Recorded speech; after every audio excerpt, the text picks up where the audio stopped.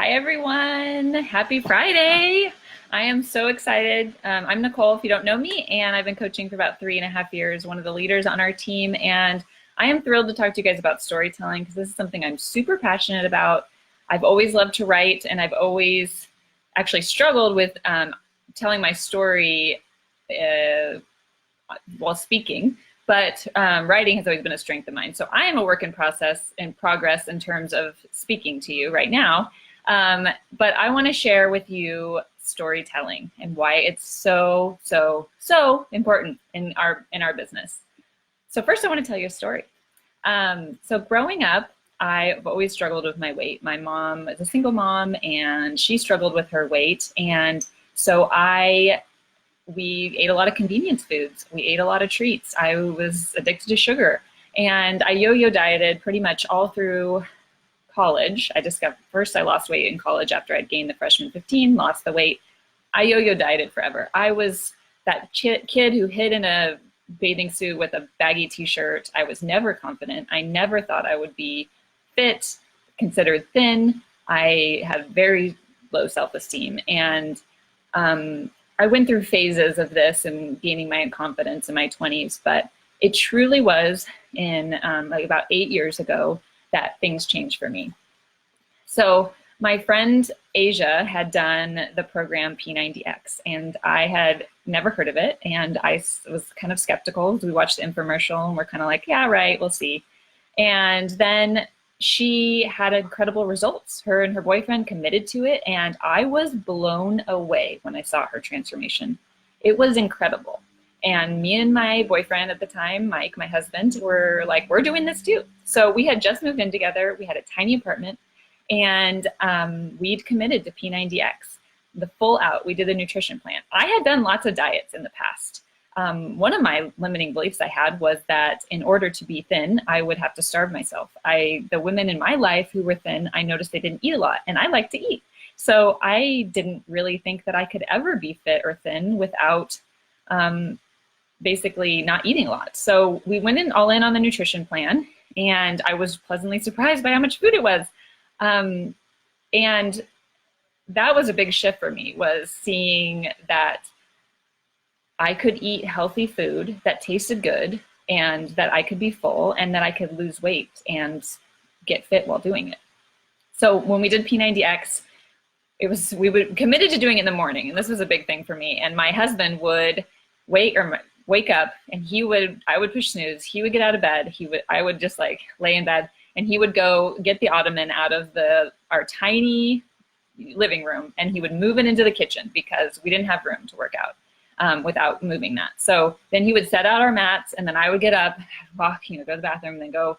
And I remember marching, like, if you've done P90X, like he has you march with your legs up, and I was just like with my eyes closed and we would start the workout and every day we would do these workouts and every day I got stronger and we would track your weights and your progression and how many push-ups you could do. And even the yoga, it was really hard yoga. And I would get excited when I could finally hold wheel for the first time. I worked towards the goal of being able to do a pull-up and I was able to do it. And as time went on, I started transforming. And it wasn't just my body. I lost 8 pounds in the first 4 weeks. But it was really my mind. I was like, I can do this. I am fit. I went from I'm a dieter who diets and does things like the master cleanse and then gains it back and then is insecure about myself. And then, this is a lifestyle and I can do this. Literally, this program changed my life. And I want to shout it from the rooftops. That's why I love it so much. And so now that I've told you my story, I want you to just think about if say this is the first time you met me or the first time you've watched a video of mine and you've just heard my story. Do you feel like you know me better? Do you feel like you trust me? Do you want to do P90X? Because I didn't tell you a single thing about the workouts. Did I tell you how long they were or how many days? Well, I said P90X, but I didn't even say how many days they were. I didn't say what foods I ate. I didn't say any details about the program, right? I just told you my story. And I think you agree that That was more powerful than me telling you that P90X is a 90-day program that has 3 phases, and each phase is different, and that each day you have a workout, and it's 60 to 90 minutes, and that there's ab ripper 3 times a week. Like, no one cares. No one cares about that. They want to hear your story. They want to hear in much detail as you can fit into a reasonable time, a story. People love to hear stories. So that was just an example for you to really drive in the point of the storytelling, because one of the things I really see people do, especially new coaches, is share the facts. And you guys, you can't do a social media post and say, hey, I'm hosting a boot camp next week. Join me. And maybe you might see some of us more seasoned chat coaches maybe do a story or a post that's a little bit more bold like that, because people now know our story and so they trust us. But if you're a newer coach, you really need to be telling your story and why you do the products, what the programs, why you love the nutrition plan, why you love the shakes, way more than what they are.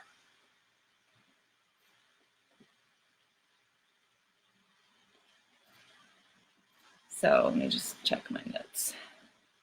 On that same note, one of the things when I was doing my research about this, that the trend on social media in general right now is way more leaning towards authenticity. People want to see authentic. They want the truth. They want to see the real side. So I think it's also important to just remember that when you're like, stories are a way for you to share that you are real, that like you're not just this intimidating fitness person who is a robot and wakes up every morning at 5 a.m. and does their workout. Stories allow them to get to know you. And I'm not going to say that I'm perfect by any means. I've been working on my story for a while. I'm not perfect at telling it. But what I did was just start sharing it. And I've been very successful in this business because people come to me because they feel like they know me already. I have people who say they understand, they feel like I've built that trust through my storytelling. Complete strangers that I've never once had a conversation with will come to me and want to join my group out of nowhere because they connected with me. It's not because I'm selling Beachbody and they could go get Beachbody from anyone. They want to get it from me. So the biggest thing to remember with your story, and as I posted this earlier today, is you need to know your story. You're going to attract people who connect with you. So I know it's hard you want to look at other people and kind of mimic what they do, but it's really important to stay in your own lane and just know your own story. So do that exercise I gave you earlier and start crafting stories around that. So I want to go through some ways to share your story, because I don't want you to be I don't tell that P90X story all the time. I tell it sometimes, right? And I might tell a version of a story, or a shorter version, or a longer version. But some ways that you can tell your story is in your main feed, there's three main ways I tell my story. So like a get to know you story. So for example, I might tell that P90X story. I might tell that P90X story in a post. And another example would be, so I had a half marathon a few weeks ago, and say the week leading up to my race, to get people to my avatar is a runner. I'm a marathoner and a runner, and so I attract runners who want to do these programs. So one of the things I did in like the week leading up to my race, it was a previous race, but on Thursday, I just did a throwback Thursday, and I shared a picture of me running, and I didn't have a picture from my first race ever. And then I told a story about my first half marathon and how I trained by myself and why I did it, because I'd broken up with my boyfriend, and that I trained and that I did it, and it was such an accomplishment. And I just told that story, and I simply said, tell me about when your first race was. And I got a dialogue going from that story. And that's like, obviously I'm not selling anything in that post, but I'm adding people, helping people get to know me, and I'm connecting with my avatar who's a runner. So another way to tell stories is through an invite. So the P90X story would be probably a way to do an invite story. So I might start by telling people about P90X, or about my story with P90X, obviously a much shortened version if it's in text. And then I would do a call to action at the end. Do you want to do something like this do you want a transformation like this? If so, you need to have a direct call to action. I've seen so many people doing very vague, like, let's work together, reach out if you want to learn more. No, you say, on September 23rd, I am hosting a virtual accountability group. I will provide you, say if my story was about P90X, or you're talking about Morning Meltdown 100 and you've told a story about it. Join me and do this program that has helped me so much. Leave your email address, or send me a DM and I will get back to you with more information. Be direct in that. So another way to add value or to share your story in your main feed is to sprinkle in a story. So I actually saw Shelly Bradley do a great example of this yesterday. She was sharing value, a recipe, and she decided to share just a little tidbit about herself that she had loved to cook with her grandma growing up. And it was just that little subtle story where you're like, oh, I enjoyed that too. And then you connect with them you connect with her on a deeper level. So the next way to share your story is on videos, which is really scary at first, right? I know I was so scared to post my first video on social media. And my first video was actually, I recorded it and uploaded it. This was before live, I believe. And I told my story similar to what I told you, but I went more in depth with the eating side because I used to be really addicted to frozen yogurt. And so I told the story of basically how I've learned to eat healthy after many, many years of really poor eating habits and being addicted to frozen yogurt. And I just shared that on Facebook, and I was so nervous to share it. And I got so many people either commenting or privately telling me, even weeks later, I saw your video and I also struggled with eating frozen yogurt. Or the more specific you can be in the story too, like me specifically saying frozen yogurt, not just I generally struggled with food. Just telling the details of your story.